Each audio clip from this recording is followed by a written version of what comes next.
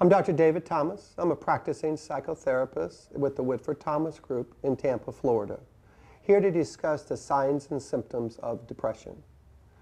When we talk about depression, it's important before we get into the signs and symptoms to look at what creates depression.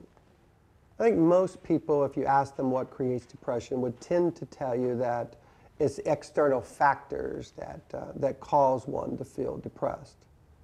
Interestingly, the perpetrator of depression is ourselves in the form of our thinking. And thinking drives feelings and behaviors. So if you don't like how you feel, you don't like what you do, you look at the thinking that's driving that.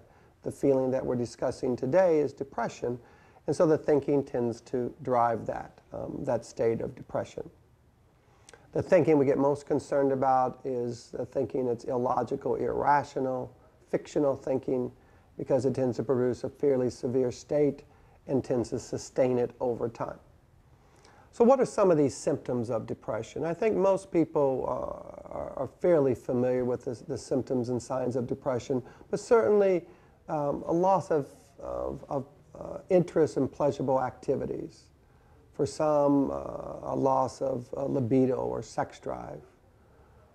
Depression oftentimes will create this sense of helplessness or hopelessness.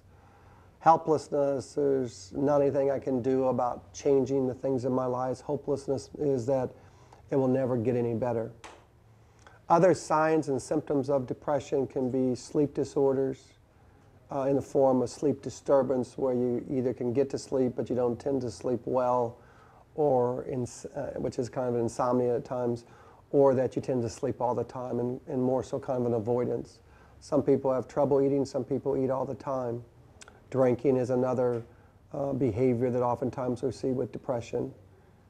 Depression is a sense of fatigue, tiredness, lack of energy, poor concentration.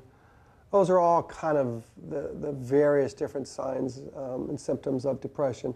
But understand that everybody experiences depression differently, in not just severity, but the length of time that they experience depression. One shoe doesn't fit all here. Well, hopefully this information that I provide you regarding the signs and symptoms of depression has been helpful. From sunny Tampa, Florida, I'm Dr. David Thomas.